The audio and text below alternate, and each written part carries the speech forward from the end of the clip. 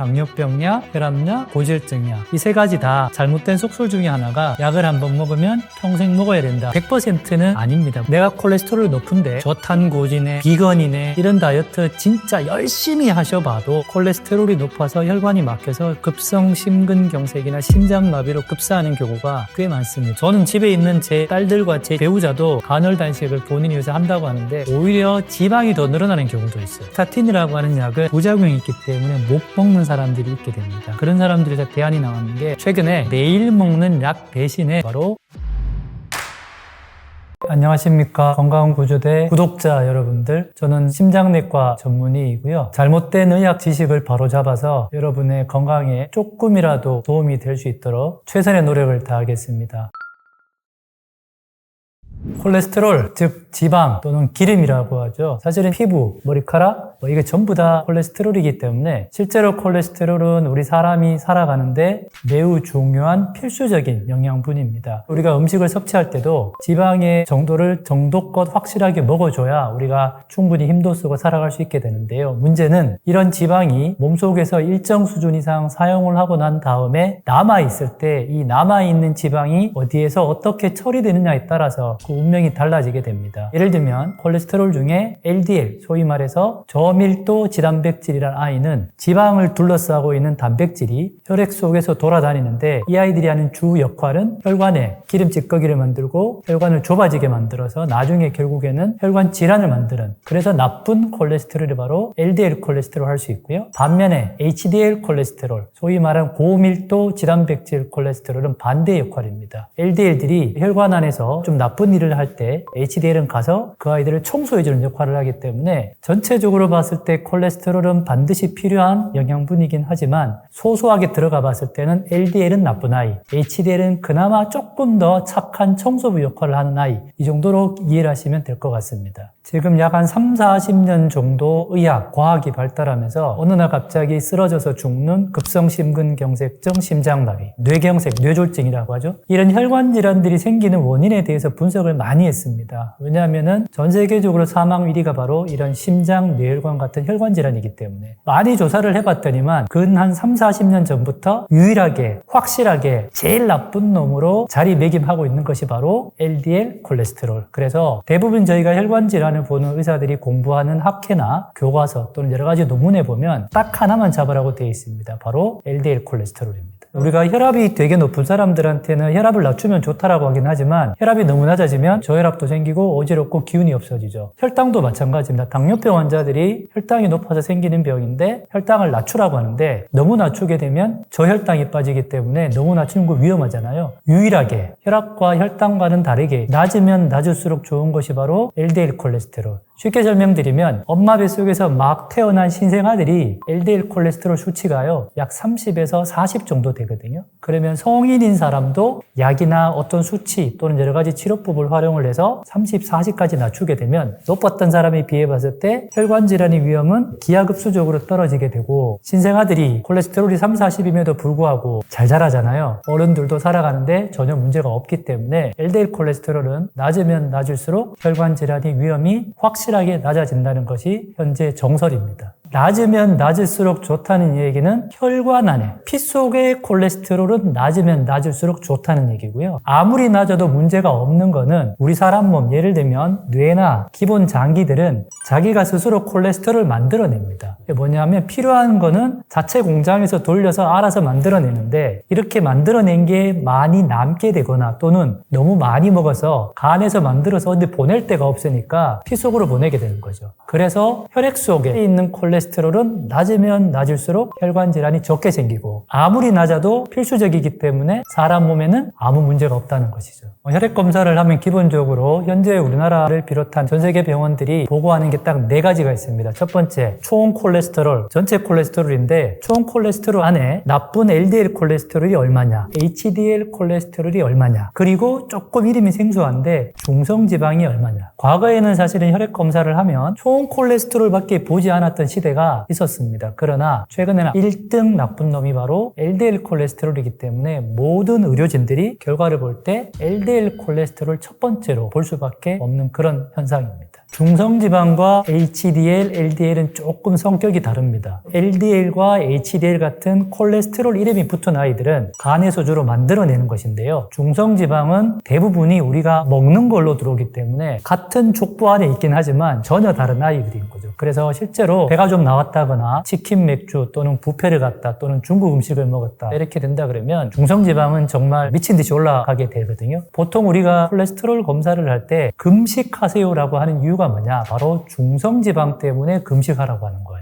왜 그러냐면 금식을 하지 않고 중성지방이 올라가게 되면 혈액 속에 있던 HDL과 LDL이 상대적으로 본인이 원래 가지고 있던 성적보다가 조금 낮게 나와요. 그렇기 때문에 금식을 해서 중성지방을 적절하게 낮춰야 원래 있던 LDL이나 HDL 수치가 본래의 모습을 드러내기 때문에 그래서 금식을 하라는 것이죠. 따라서 중성지방은 나의 음식과 식생활과 연관이 많고 LDL, HDL 콜레스테롤은 정말 내 몸의 혈관의 건강 상태와 밀접하게 연관되어 있는 콜레스테롤이다. 이렇게 이해하시면 될 것 같습니다. 그런데 중성지방은 혈관을 주로 침범하는 것이 아니고 어디를 주로 침범하느냐? 췌장, 이자라고 들어보셨죠? 우리 술 많이 먹으면 췌장에 손상이 된다 또는 우리가 제일 무서워하는 암 중에 하나가 바로 췌장암 같은 것들인데요. 중성지방이 높아지게 되면 이게 염증의 어떤 성격을 가지고 있기 때문에 췌장세포를 공격을 합니다. 그러다 보면 중성지방 수치가 500 이상, 1000 이상 되는 분들은 그 상황이 계속 반복이 되게 되면 어느 날 갑자기 췌장이 완전히 염증이 생겨서 기능이 떨어져 버리는 췌장염, 만성췌장염 그리고 심하게 되면 췌장암까지 갈 수 있기 때문에 중성지방도 이름이 콜레스테롤이 아니라고 쟤는 높아도 아무 문제가 없을 거야 라고 생각하시면 안 되고요. 중성지방도 나쁜 콜레스테롤이긴 하지만 직접적으로 혈관보다는 다른 장기에 먼저 영향을 미친다 이렇게 말씀드리고 싶습니다. 보시는 구독자분들이 일단 본인이 최근에 하셨던 건강검진이나 또는 병원에서 검사한 결과가 있으면 LDL 수치를 보시면 아주 도움이 많이 되는데요. 대부분 저희가 190 이상, 160 이상, 130 이상, 100 이상이라고 대략 카테고리를 한 4개 정도로 나눠 놓습니다. 왜 이렇게 나누느냐 하면 190 이상이게 되면 아무 이유 따지지도 묻지도 말고 이 사람은 반드시 약을 먹거나 해야 된다라고 되어 있고요. 만약에 160 이상인데 아주 건강하고 젊고 다른 병이 없다라고 한다 그러면 꼭 약을 먹지 않고 건강한 생활 습관, 체중 빼고 운동하고 음식 관리하세요라고 하면서 조금 여유를 지켜볼 수 있고요. 만약에 130 이상임에도 불구하고 혈압이나 흡연 또는 남자 45세, 여자 55세처럼 다른 위험인자가 1개 내지 2개가 있다라고 한다 그러면 수치가 더 낮다 하더라도 약을 먹어야 돼요. 그러면 LDL 수치는 개인마다 다 각각의 다른 목표치가 있기 때문에 친구가 160이고 내가 160이어도 친구는 약을 먹을 수도 있고 저는 안 먹을 수도 있는 거죠. 그래서 LDL 수치만 따져서는 안 되고 이외에 내가 가지고 있는 여러 가지 위험인자, 흡연, 가족력, 나이 여러 가지를 감안을 해서 이거를 치료할까 아니면 조금 더 지켜볼까를 판단하는 기준입니다. 혈액 검사를 하면 대부분의 사람들은 정상이에요, 비정상이에요 이 정도만 보통은 받아들이죠. 그리고 설명하는 의료진도 숫자를 가지고 설명하면 귀찮기 때문에 이 정도면 괜찮아요, 이 정도면 약 먹어야 돼 이렇게 하다 보니까 받아들이는 사람도 쉽게 못 받아들인 경우가 있는데요. 혹시나 내 콜레스테롤 수치가 약을 먹을까 말까 애매한 수치라고 만약에 들으셨다면 하실 수 있는 방법을 몇 가지 알려드리겠습니다. 첫 번째, 최소 6개월이나 1년 뒤에 혈액 검사를 다시 한번 해보셔야 돼요. 그래서 콜레스테롤 수치가 그대로 가는지 아니면 조금 나빠지는지 아니면 조금 떨어지는지를 확인을 하시는 것이 절대적으로 필요하고요. 만약에 몇 년 정도 혈액 검사를 하셨으면 그 데이터를 쭉 해서 변화 추세를 보시는 것이 중요하고요. 두 번째, 같은 콜레스테롤 수치 안에서도 어떤 사람은 약을 먹어야 되고 어떤 사람은 약을 먹지 않아도 되기 때문에 내가 가지고 있는 위험인자, 혈압이 괜찮냐, 혈당이 괜찮으냐, 내가 담배를 피우고 있느냐 또는 가족력이 있느냐, 내가 현재 생활 습관 자체가 운동도 안 하고 남들이 봤을 때 스트레스를 많이 받는 직업이다라고 한다 그러면 약을 먹는 걸 조금 적극적으로 고려하시는 것을 추천드리고요. 마지막으로는 총 콜레스테롤, LDL, HDL, 중성지방 말고 조금 더 정밀하게 하는 혈액 검사들이 더 있습니다. 물론 이게 가격이 조금 비싸긴 해요. 그렇지만 그런 검사들까지 해서 세세하게 살펴보면 보다 더 나의 현재 콜레스테롤 수치가 괜찮은지 아니면 지금 당장 약을 먹어야 되는지 판단할 수 있는 근거가 되기 때문에 한 번의 결과로 낙담도 장담도 하지 마시고요. 추가적으로 연속적으로 계속 추적 관찰하셔야 되고 무엇보다 중요한 것은 내가 건강하게 생활하기 위해서 내가 콜레스테롤에 대해서 관심을 가지기 위해서 열심히 노력은 계속 하셔야 된다는 겁니다. 그게 제일 중요하다라고 강조드리고 싶습니다.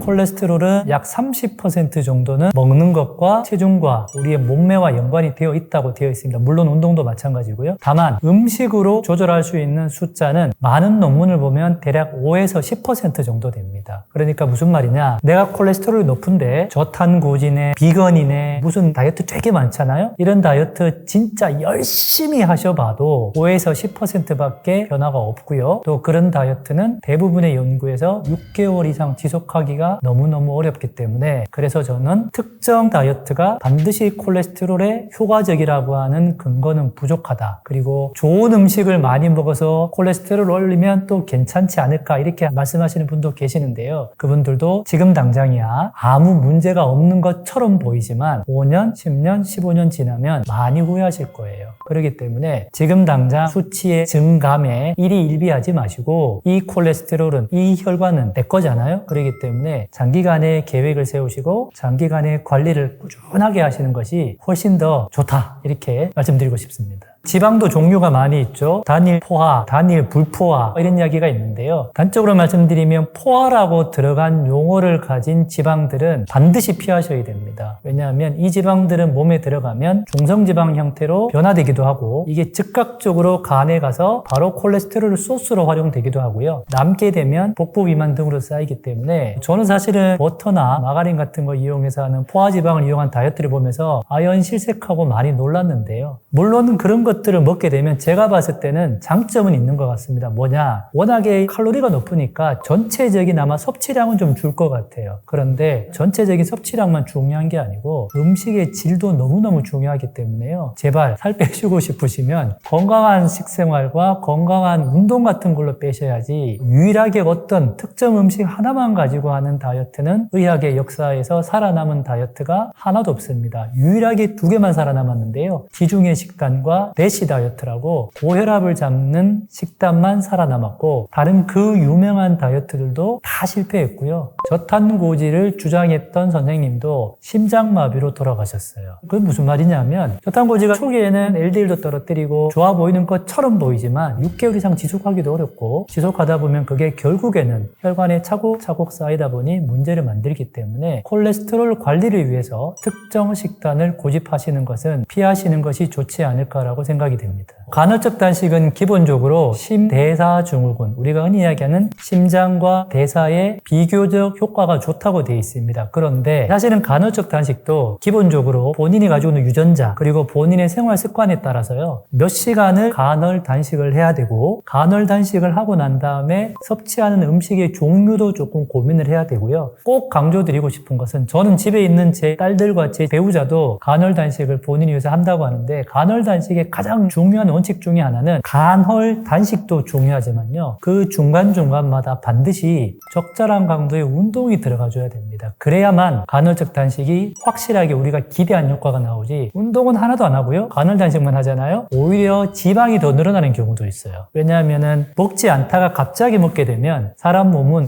오랜만에 들어온 영양분들을 어딘가에 저장하고 싶어가지고 아랫배가 볼록하게 나올 수 있거든요. 그렇기 때문에 간헐적 단식은 효과적일 수는 있긴 하지만 반드시 적절한 강도의 운동도 같이 해주셔야 됩니다. 가족형 고콜레스테롤증은 주로 유전적으로 몸 안에서 콜레스테롤을 만들어낸 다음에, 보통 사람들은 콜레스테롤을 만들어서 사용을 다 하게 되면 청소를 해서 없어집니다. 그런데 유전적으로 이 콜레스테롤을 제거하는 유전자가 부족한 사람들이 바로 가족형 고콜레스테롤 혈증인데요. 우리나라는 드물긴 하지만 아주 심한 경우는 보통 7살, 8살 때 콜레스테롤이 높아서 혈관이 막혀서 급성 심근경색이나 심장마비로 급사하는 경우가 꽤 많습니다. 특히 북유럽 쪽에 상당히 많은데요. 우리나라는 다행히 그런 유전적 질환은 흔치는 않지만 대략 한 30대, 40대 좀 이른 나이에 보통 혈관 질환이 50대, 60대 생겨야 되는데 20, 30년 일찍 생긴다. 또는 그런 가족력이 있다. 아버지가 예를 들면 심장병에 한 40대 걸렸다. 이런 가족력이 있다거나, 누가 봐도 젊고 건강한데 콜레스테롤 수치가 너무 높아. 그때는 반드시 가족형 고콜레스테롤증을 의심을 해봐야 되는데요. 문제는 증상이 없기 때문에 대부분 검사를 권유를 했을 때 거부를 하십니다. 왜냐하면 증상이 당장 없기 때문에 그러려니 하고 넘어가는 경우가 많은데, 이런 가족형 고콜레스테롤이 의심이 되는 경우는 대부분 경험 있는 의료진들은 혈액 검사를 보고 환자를 보면 금방 이렇게 추정이 가능하거든요. 이런 경우에는 반드시 정확하게 콜레스테롤 검사를 다시 받고 가족력을 분석한 다음에 필요하면 유전자 검사까지 하고, 그래서 필요하다면 약물 투여를 증상이 없다 하더라도 빨리 해야 돼요. 안 그러면 40대, 50대 되기 전에 심장마비나 또는 심근경색증 등으로 굉장히 위험해질 수 있기 때문입니다. 우리나라 불행하게도 건강검진을 할 때 현재는 혈중 콜레스테롤 검사는 4년에 한 번밖에 하지 않기 때문에 내가 의지를 가지고 혈액 검사를 하지 않는 이상은 본인의 콜레스테롤 수치를 모르고 하는 사람들이 너무 많다라는 게 가장 가슴 아픈 일이고요. 두 번째, 콜레스테롤이 너무 높아서 혹시나 유전적인 질환이 있을 가능성이 높다라고 하는 거는 명절이나 또는 가족들 모임을 할 때 일가 친척 중에 젊은 나이에 혈관 질환으로 빨리 돌아가신 분이 있는지 없는지를 파악하는 것도 상당히 중요한 어떤 실마리 중에 하나가 될 수 있고요. 가족형 고콜레스테롤이 있게 되면 기본적으로 임상적으로 보일 수 있는 게 몇 가지가 있습니다. 첫 번째, 우리 아킬레스 텐던이라고 하죠. 이 뒷힘줄. 여기가 보통 사람들은 되게 얇아요. 근데 생각보다 되게 두껍습니다. 또 하나, 우리가 이렇게 눈을 감았을 때 윗 눈꺼풀 있잖아요. 여기에 기름으로 된 피부 병변 같은 것들이 보이는 경우도 있어요. 이런 경우도 가족형 고콜레스테롤 혈증 등을 의심을 해봐야 되는데, 어쨌든 제가 봐서는 다른 거는 좀 어려우니까 혈액 검사와 가족력이 가장 중요한, 고민할 수 있는 인자이다라고 말씀드리고 싶어요. 사실은 솔직히 말씀드리면 아무리 노력해도 LDL 콜레스테롤은 떨어뜨리기가 쉽지 않습니다. 이 경우는 내키진 않지만 이른 나이부터 약을 좀 필요로 할 수 있다라고 하는 것을 받아들이시고 빨리 치료하시는 게 좋습니다. 왜냐하면 콜레스테롤 질환은 당장은 전혀 표시가 나지 않습니다. 이게 언제 표시가 나느냐? 10년, 15년 뒤에 나거든요. 그래서 저도 우스갯소리로 제 환자분들한테, 아니 교수님 증상이 없는데 가족력이 있다고 약 먹으라니 너무 억울해요 라고 말씀을 많이 하세요. 그러면 제가 본인의 콜레스테롤에 장기 투자를 하시면 그 효과는 15년, 20년 뒤에 아마도 본인이 인생을 살아오면서 하셨던 일 중에 가장 잘한 일 중에 하나가 바로 콜레스테롤을 위한 약물 투약이었다라고 기억을 하실 겁니다 라고 하면서 설명을 드리고 있습니다.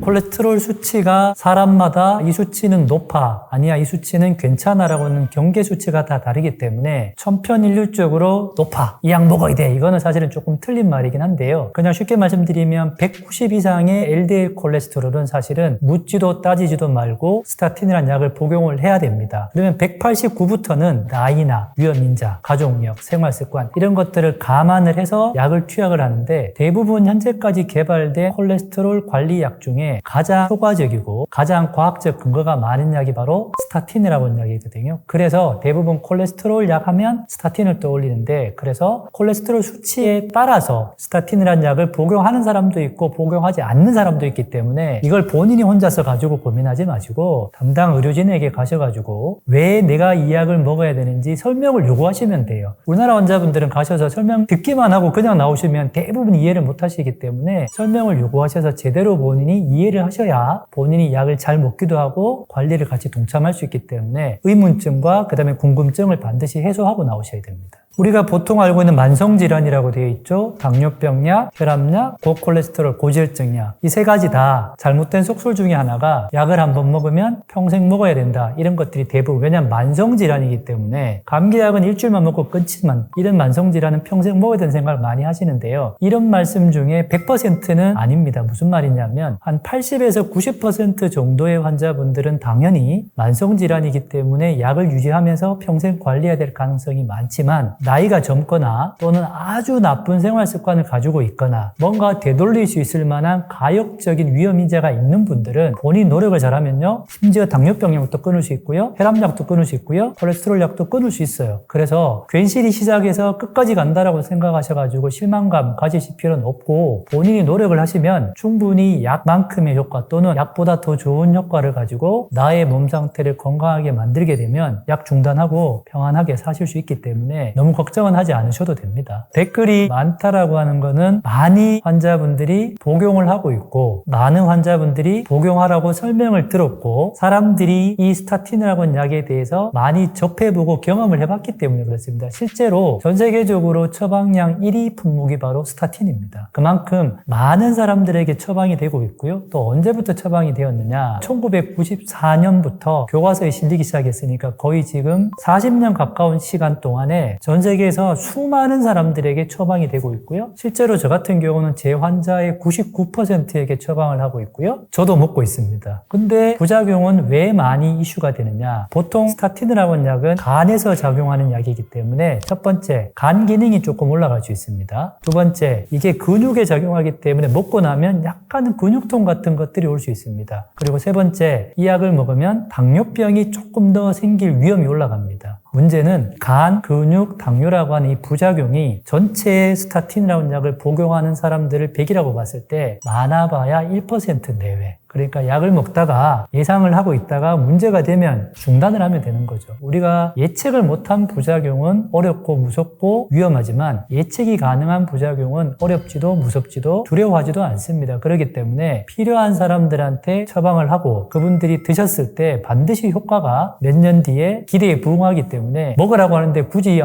이러지 말고요. 꼭 드셨으면 좋겠습니다. 약은 당연히 제약회사가 만드니까 제약회사에서 음모론이라고 충분히 이야기해 주죠. 우리가 자동차 사고 났을 때 블랙박스 없으면 애매한 것처럼 어떤 문제가 벌어질 때 사람들이 내가 저 약을 먹고 싶지 않아 라고 하는 어떤 당위성을 이야기할 때 늘 하는 이야기인데요. 고혈압약도 비슷한 그런 음모론이 있어요. 혈압약을 제약회사에서 만들어내서 사람들이 혈압을 자꾸 낮추려고 하는 약을 많이 판다 이렇게 이야기하는데요. 기본적으로 의사들, 의학과 과학이 제약회사에서 돈을 한 푼도 받지 않고 시행했던 실험실, 동물, 사람을 대상으로 했던 수많은 연구 결과에서 일관되게 보여주는 연구 결과는 LDL 콜레스테롤을 낮추면 낮출수록 심근경색, 뇌졸중, 말초혈관 질환 같은 혈관병의 위험이 압도적으로 줄어들더라. 심지어 사망률도 줄어들더라. 라고 되어 있기 때문에 의사들도 그래서 저 약이 제약회사에서 만들어낸 약이긴 하지만 그런 거 상관없이 제 환자들에게 애정을 가지고 약을 처방을 하고 있습니다. 스타틴이 1994년 처음으로 대규모 임상이 발표가 되면서 인기를 확 끌었습니다. 근 20년 가까운 시절 동안에는 스타틴밖에 없었습니다. 그러니까 의사들도 콜레스테롤 낮추려고 그러면 스타틴을 강제로라도 환자한테 먹여야 되는데 환자분들은 어디서 듣고 와서 먹기 싫다고 하니 진료실에서 싸움이 일어나는 경우가 왕왕 있었죠. 그런데 2015년 이후부터는요, 대안이 많이 나왔습니다. 크게 세 종류가 있습니다. 첫 번째는 스타틴이라고 하는 약은 간에서 콜레스테롤이 생성되는 것을 막아주는 약인데요. 문제는 흔치는 않지만 부작용이 있기 때문에 못 먹는 사람들이 있게 됩니다. 그런 사람들에서 대안이 나왔는 게 두 번째 먹는 약인데요. 이 아이는 소장에서 콜레스테롤이 흡수되는 것을 막아주는 이 대안이 있게 되고요. 최근에 매일 먹는 약 대신에 콜레스테롤을 청소해주는 청소부의 역할을 원활하게 해주는 주사제가 나왔습니다. 2주에 한 번 맞거나 4주에 한 번 맞는 주사도 나와 있고 최근에는 6개월에 한 번 맞는 주사제도 나와 있기 때문에 관심이 있으시면 담당 의료진과 상의를 하셔가지고 여러 가지 치료 대안을 선택을 하실 수 있습니다.